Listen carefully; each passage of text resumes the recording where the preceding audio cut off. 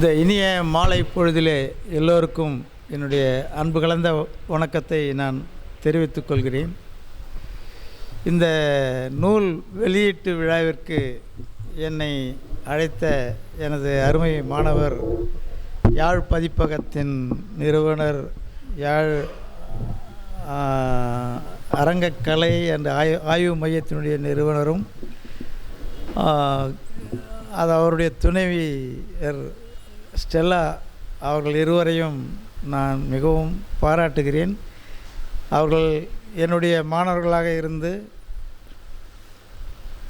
இங்கு இப்படி ஒரு அரங்கத்தை உருவாக்கி தொடர்ந்து தினமும் ஏதாவது ஒரு நிகழ்வு இங்கே நிகழ்ந்து கொண்டே இருக்கும். முகநூல் வழியாக நான் பார்த்து கொண்டு தான் இருக்கிறேன். நேரடியாக வந்து கலந்து கொள்ள இயலாத நிலையில் இருக்குது. ஏன் நான் சென்னைக்கு மாறி சென்னைக்கும் இங்கேயும் போய் வந்து கொண்டிருக்கிறேன். இந்த நிலையிலே இருந்தாலும் அவர் அழைப்பை ஏற்று இங்கு வந்ததுக்கு நான் மகிழ்ச்சி அடைகிறேன். அவர்களை நான் எப்படி பாராட்டியது ஏன்னா நாடகம் செய்வது எவ்வளவு கடினமான செயல் என்பது தெரியும். நாடகம் செய்வதோடு இல்லாமல் அதை ஒரு ஆய்வு நிறுவனமாக நடத்தி ஒரு பதிப்பகமும் தொடங்கி அதன் மூலமாக இலங்கையில் இருக்கும் நண்பர் கேதீஸ்வரன் அவர்களுடைய நூலை இந்த ஒரு அழகான வடிவமைப்பிலே பதிப்பித்து வெளியிட்டிருக்கிறார்கள் என்றால் அவர்களுடைய உழைப்பு, அவர்களுடைய அந்த உளமார்ந்த என்ன சொல்ல ஒரு கடமை என்று நினைத்து அவர்கள் செய்யக்கூடிய இந்த செயலை நான் பாராட்டுகிறேன். இது மேலும் மேலும் மேலும் அவர்களுடைய இந்த முயற்சிகள் வெற்றி அடைய வாழ்த்துகிறேன். மேலும் இலங்கையிலிருந்து வந்திருக்கும் கேதீஸ்வரன், மெய்யநாதன் கேதீஸ்வரன் அவர்களுடைய இந்த நூல் பொன்னர் சங்கரர் கூத்தில் வகிபாக சித்தரிப்பு. இந்த பொன்னர் சங்கரர் கூத்து இங்கே இருக்கிறவங்களுக்கு இல்லை, இது இந்த ஈரோடு அந்த பக்கம் இருக்கிறவங்களுக்கெல்லாம் இங்கே நமக்கு எப்படி தெருக்கூத்து பழக்கமாக இருக்கோ அதுபோல் அந்த அங்கே இருக்கும். அதில் இளமுனைவர் பட்ட ஆய்வு மேற்கொண்டார் திரு கார்த்திகேயன். என்னுடைய நெறியாள்களின் கீழ் அது பல ஆண்டுகள் ஆகிவிட்டன. இப்பொழுது அதெல்லாம் புத்தகமாக வந்திருக்கா? வரல. அதான் ஆய்வு செய்வது பெருசல்ல, ஆனால் அது எல்லாத்தையும் எழுதி அதை வரிசைப்படுத்தி அத்தியாயங்களாக சாப்டர் பிரித்து அதை அதான் தீசிஸ் ஆனால் அந்த இது முதல் ஆய்வு, அது பொன்னர் சங்கரர் கூத்தில் நடந்த ஆய்வு. அப்பொழுது நான் அவருக்கு வழிகாட்டியாக இருந்து இந்த பொன்னர் சங்கரர் கூத்தினுடைய எப்படியெல்லாம் நிகழ்த்தப்படுகிறது என்பதை நன்கு அறிவேன். இதையெல்லாம் மெய்யநாதன் அவர்கள் இது எல்லாம் கல ஆய்வு செய்து அதையெல்லாம் ஆவணப்படுத்தி, அதோடு இல்லாமல் இலங்கையிலே நடக்கும் கூத்தின் பொன்னர் சங்கரர் கூத்தினுடைய அங்கு எவ்வாறு நிகழ்த்தப்படுகிறது என்பதையும் எல்லாம் இதில் அழகுற இதை சும்மா அப்படி புரட்டி தான் பார்த்தேன். ரொம்ப சிறப்பான நூல். அந்த இதில் இருக்கிற அந்த அத்தியாயங்களை நோக்கும்போது இது ஒரு ஒழுங்கு முறையாக ஒரு பெரிய ஆவணப்படுத்துதல், முக்கியமாக அதுதான் அந்த ஆவணப்படுத்துதல். குறிப்பாக இதை சொல்லணும்னா இதில் இருக்கிற இந்த தபசு மரம் அது என்ன, அந்த பொன்னர் சங்கரர் கூத்து பல நாள் நடக்கும். அது உடுக்கடி பாடல் அப்படிங்கிற இதில் நடத்திக்கிட்டு இருக்கிறதா நடத்திட்டு இருந்தாங்க. அப்புறம் அதில் நடத்தப்பட்டு அப்புறம் கூத்தாக நடத்தும், ரெண்டும் நடக்கும். அது அந்த நடத்தும் முறையெல்லாம் எப்படி நடத்தப்படுகிறது, அதில் நடத்தப்படுகின்ற ரிச்சுவல் சடங்குகள் என்ன, ஏன்னா இந்த சடங்குகள் தான் நம்முடைய நிகழ்த்துக்கலைகளை வாழ வைக்குதுங்கிறது ஒரு மறுக்க முடியாத உண்மை.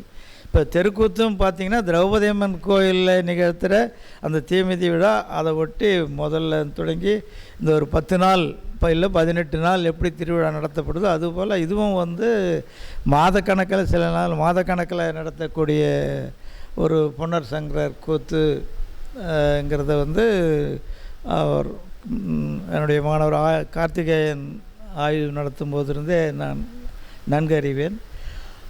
இந்த நூலை அழகாக கொண்டு வந்திருக்கின்ற மெய்யநாதன் கேதீஸ்வரன் அவர்களுக்கு என்னுடைய வாழ்த்துக்களும் பாராட்டுகளும் தெரிவித்துக் கொள்கிறேன். மேலும் இந்த நூலை பெற்றுக்கொண்ட வேலு சரவணன் அவர்களும் என்னுடைய மாணவர் தான், கார்த்திகேயன் என்னுடைய மாணவர் தான், இங்கு ஸ்டெல்லா, கோபி. ஸோ அதனால் எனக்கு வந்து ரொம்ப பெருமையாக தான் இருக்கு. இதோ இங்கே இவர் வெங்கடேசன் அவருடைய துணைவியர் எல்லாருமே வந்து வராங்க, வந்து இருந்து படிச்சுட்டு போட்டோம் எங்கேயோ வேலை கிடச்சிடுச்சு, நம்ம வந்து அப்படியே நம்ம குடும்பத்தை பார்த்துக்கிட்டு இருப்போம் அப்படிங்கிறது இல்லாமல் அந்த படித்த படிப்புக்கு ஏற்ற வண்ணம் அதில் அந்த துறைக்கு என்ன செய்யணுமோ அந்த புதிதாக மாணவர்களை உருவாக்குறது, அப்புறம் இது போல் நூல்களை வெளியிடுறது, ஆய்வுகள் இதெல்லாம் செய்கிறது பார்க்கும்போது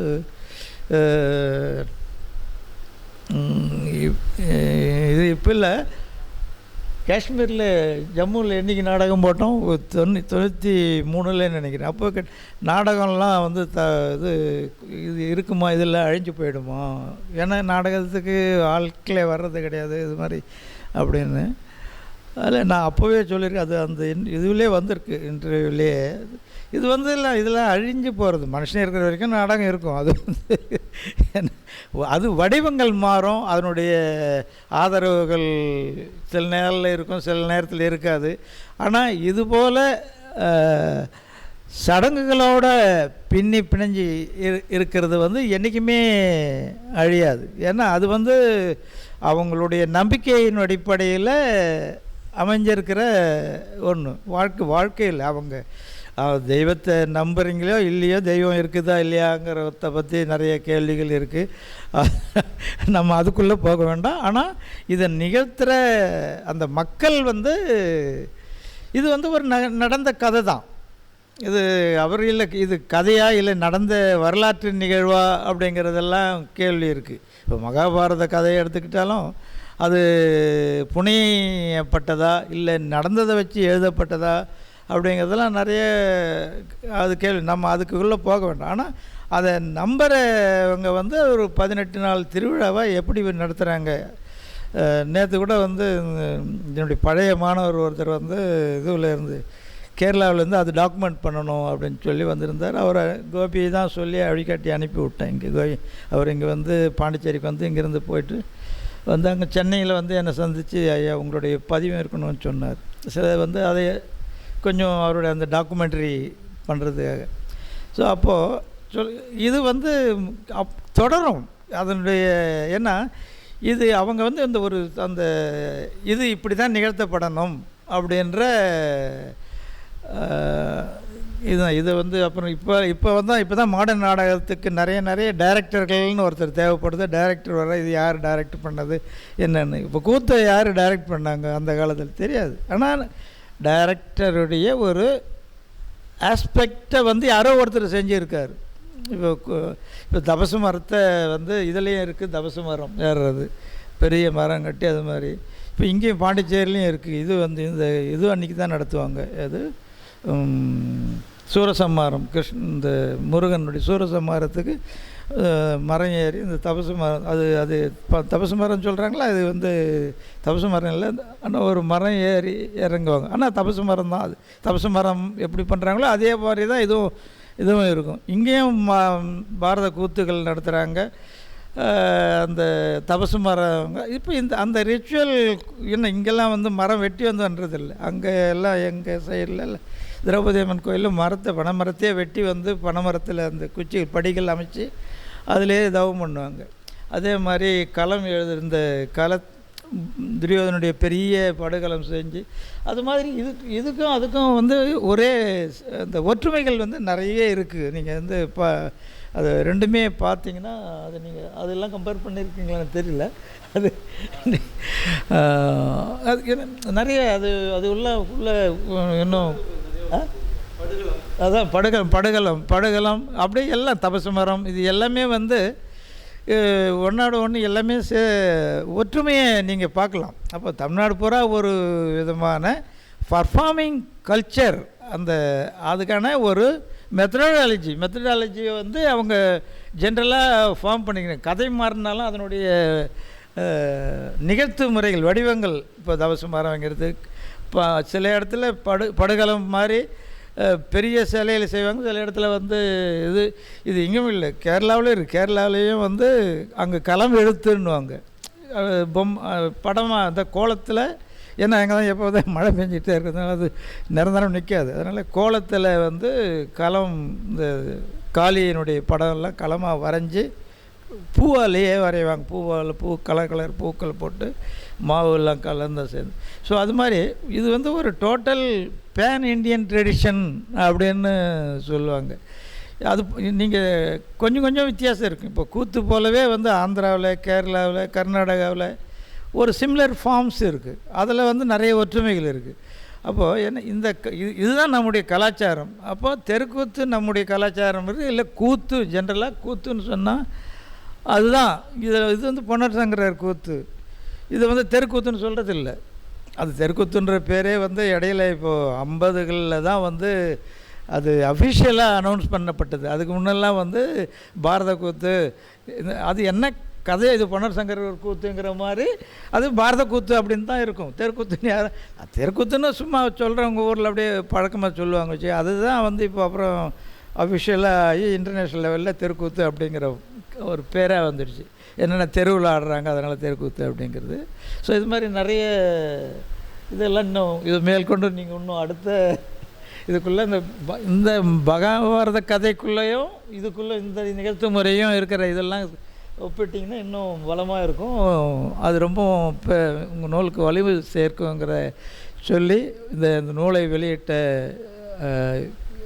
யாழ் நிறுவனத்துக்கு, யாழ் பதிப்பகத்துக்கும் அதை எழுதி கொடுத்த மெய்யநாதன் அவர்களுக்கு என்னுடைய வாழ்த்துக்களையும் பாராட்டுகளையும் தெரிவித்துக்கொண்டு முடித்துக்கொள்கிறேன். நன்றி, வணக்கம்.